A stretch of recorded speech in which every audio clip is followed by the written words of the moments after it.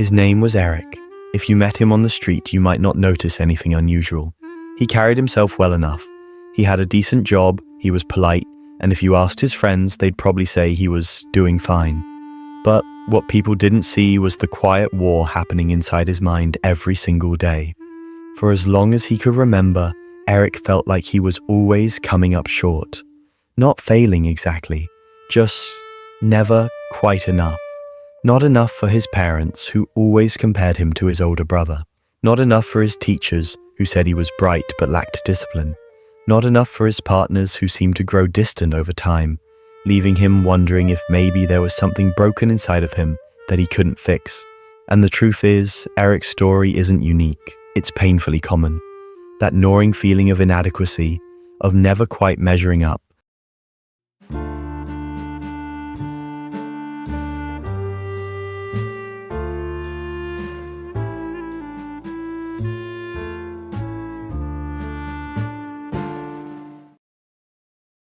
That feeling of inadequacy is one of the quietest, most pervasive forms of suffering that so many people carry.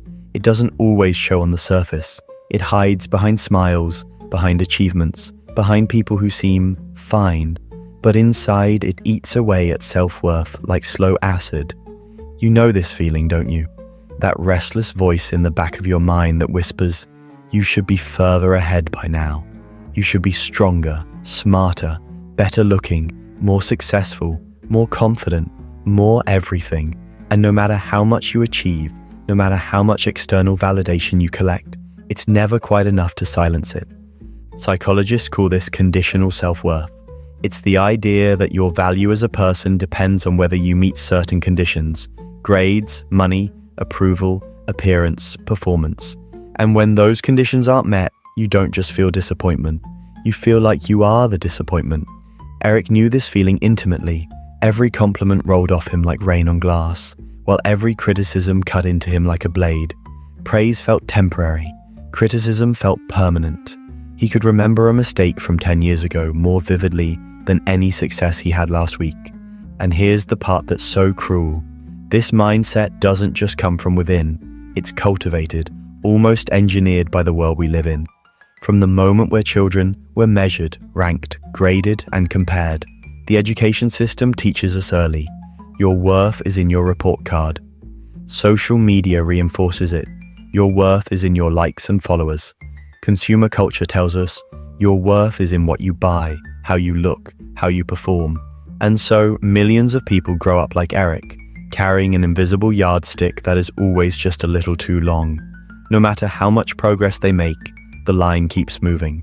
It's important to understand something here. This isn't just a personal flaw. It's not simply that some people are insecure. Statistically speaking, rates of low self-esteem and feelings of inadequacy have skyrocketed over the last few decades. Studies show that nearly 85% of people worldwide struggle with some level of low self-worth. Think about that. 8 out of 10 people you pass on the street are silently battling some version of not good enough. Why? Part of the answer lies in how our brains evolved. Thousands of years ago, belonging to a group was literally a matter of survival. If you were rejected, if you weren't enough to contribute, your chances of survival dropped dramatically. So, the human brain developed a hypersensitivity to rejection, comparison, and failure. That wiring is still with us today, but now it's being exploited by modern systems. Schools, corporations, media, algorithms, all designed to make you question whether you're enough, so you'll work harder, buy more, and stay plugged into the cycle. Eric didn't know all the science. He just knew that every day felt like running a race he could never win. He would set goals, hit them, and instead of feeling proud, he would immediately move the goalposts further. He believed that if he just worked harder, pushed further, accomplished more, maybe then he would finally feel like enough. But of course, that day never came. And maybe you know that same cycle yourself. You tell yourself, if I just lose 10 pounds, then I'll feel confident. But when you lose it, you suddenly want 10 more. Or, if I just get this promotion, then I'll feel successful. But when you get it, you're already anxious about the next one. This is the treadmill effect. You're running endlessly, but you never arrive. The pain of never being good enough isn't loud. It's quiet. It shows up in hesitation before speaking up, in downplaying your achievements when someone compliments you, in apologizing too much, in secretly resenting others' successes because their light feels like a shadow over you. Eric's pain showed up in small ways too. He would rewrite emails 5 times before sending them, terrified of sounding foolish. He would stay quiet in meetings even when he had ideas because he thought they weren't smart enough. He would scroll through social media at night, comparing his behind-the-scenes life with everyone else's highlight reel, slowly sinking into that familiar heaviness in his chest. But here's the truth that Eric, and so many of us, struggle to realize. The feeling of never being good enough is not proof that you're broken. It's proof that you're human in a system that constantly profits from your doubt. The very industries that feed you comparison are the same ones selling you the products to fix it. It's not an accident. It's by design. Now, I want to pause here and make something clear. I'm not saying personal responsibility doesn't matter. Of course, we should strive to grow, to improve, to become better versions of ourselves. Growth is beautiful. Effort is meaningful.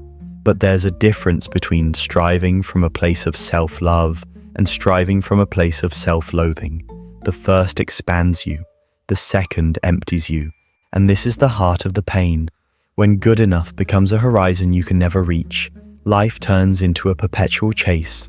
You're never fully present, never able to rest, because you're always reaching for that next elusive measure of worth.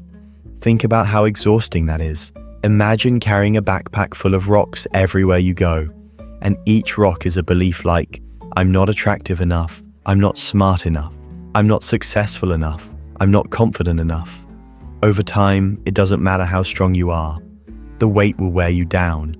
Eric didn't even realize how heavy his backpack had become until one day, after years of this, he woke up and thought, I don't even know who I am anymore beyond this endless chase. And that's the dangerous part. The pain of never being good enough doesn't just wound your self-esteem, it erodes your sense of self. You start to believe that you are the inadequacy itself, that you are permanently, fundamentally lacking. But here's something powerful. That belief, as convincing as it feels, is not the truth. Neuroscience shows us that the brain is highly adaptable. The same neural pathways that reinforce self-criticism can, over time, be rewired to reinforce self-compassion. It's not easy, and it doesn't happen overnight, but it is possible. And historically, across cultures, this struggle has been recognized. Ancient Buddhist philosophy, for instance, teaches that suffering often comes not from who we are, but from the illusions we attach to who we think we must be. Modern psychology echoes this. Self-worth doesn't have to be conditional. It can be intrinsic. You can learn to see yourself as worthy, not because of your achievements or status, but simply because you exist. But here's the catch. Recognizing this truth intellectually is one thing. Feeling it in your bones is another. And that's where the real journey begins. Eric is still on that journey. And in the second part of this story, we're going to go deeper into what that journey looks like, why so many of us get stuck in cycles of inadequacy, and more importantly, how to begin breaking free. Because here's the reality, the pain of never being good enough may be common, but it doesn't have to be permanent. So where do we go from here? If you've ever felt like Eric, if you've ever looked in the mirror and thought, no matter what I do, it's never enough, then you already know how heavy that burden is. The question is not whether the pain is real.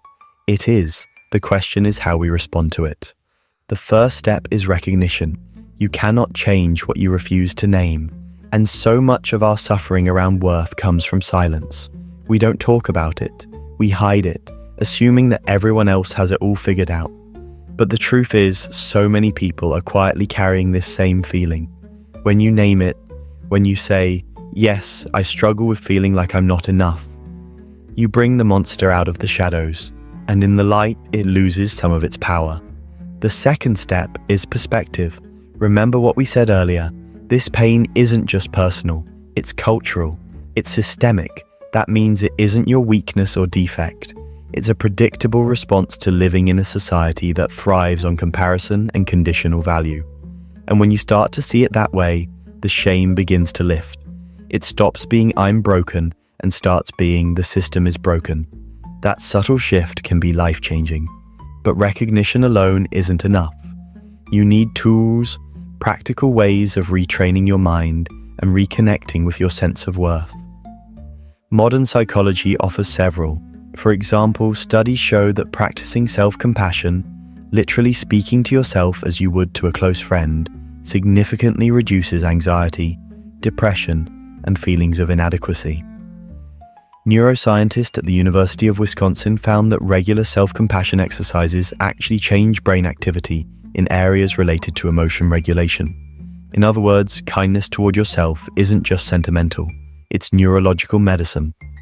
Another practice is what psychologists call reframing. This doesn't mean ignoring challenges or pretending everything is perfect.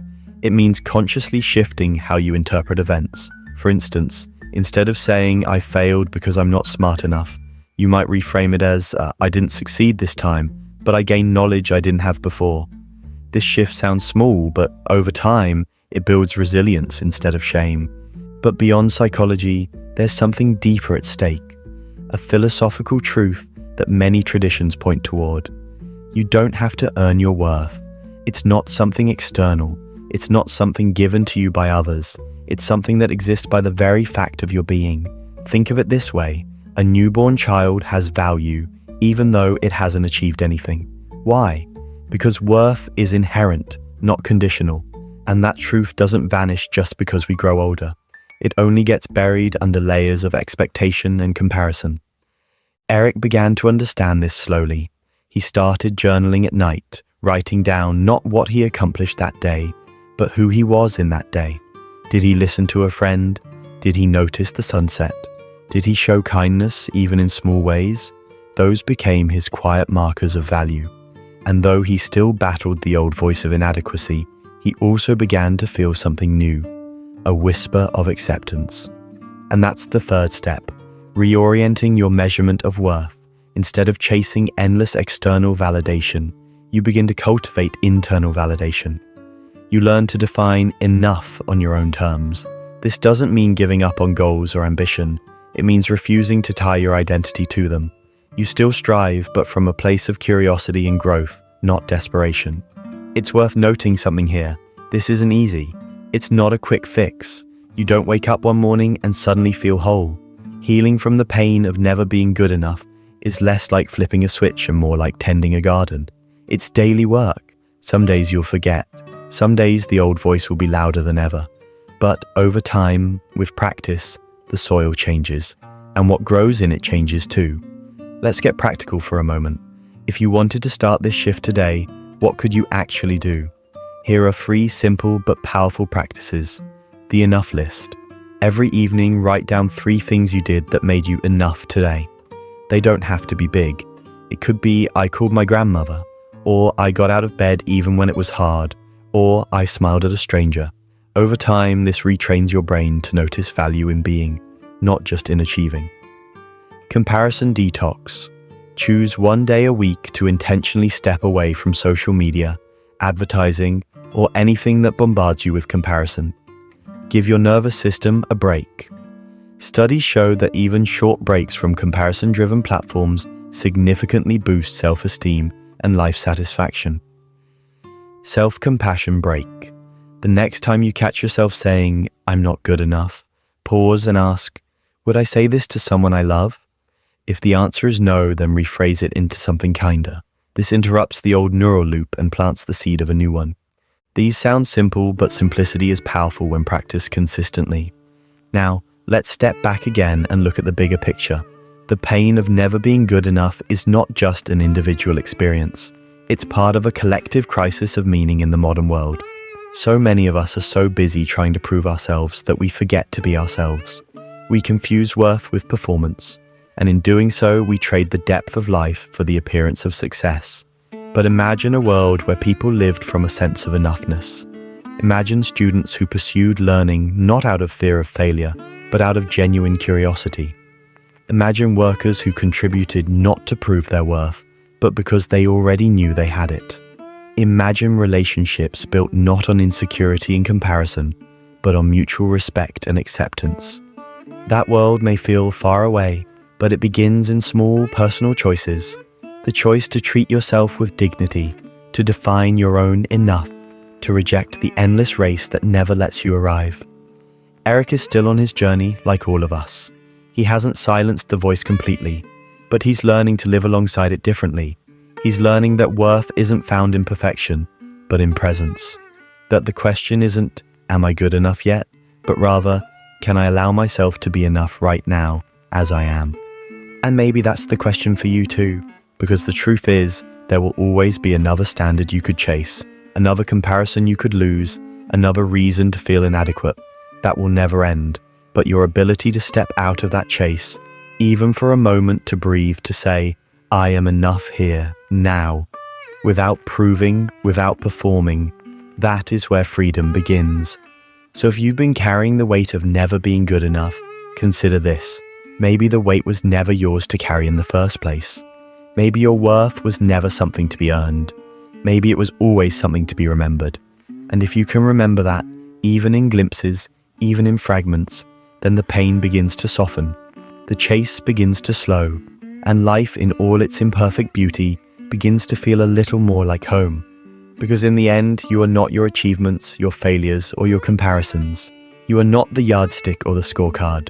You are something far deeper, far older, and far more worthy than any of those measures could ever capture. You are enough. You always have been.